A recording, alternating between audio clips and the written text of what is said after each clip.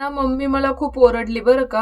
आता का बरं ते तुम्हाला सांगतेच, पण बघ मला पण राग आलेला ना, त्यामुळं मग मी पण चहा नाही पिला. आता मस्त मी फेटून कॉफी बनवली बरं का माझ्यासाठी आणि गरम दुधाच्या वाफेमुळे ना कॅमेरा पण ब्लर झाला होता. खरं तर रागारागात मला जेवायचं नव्हतं, पण जेवण काय होतं यार, कडक एकदम. कढी, मुगाचं मेदगं, आता मेदगं तुम्हाला माहित असेलच, आणि मसाले भात काय होता राव. मग जेवून आहे ना कामावर गेले बरं का, आणि आता ऑफिसवरून संध्याकाळी उपाशी कसं येणार ना, खायला तर पाहिजे काहीतरी.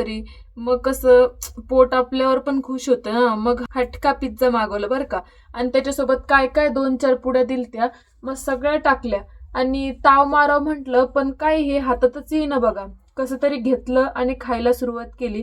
आणि कसं आहे, बाकीचे खायच्या आधी मी पटापटा खाते, म्हणजे कसं जास्त मला खायला मिळेल ना. ये बाबूराव का स्टाईल आहे.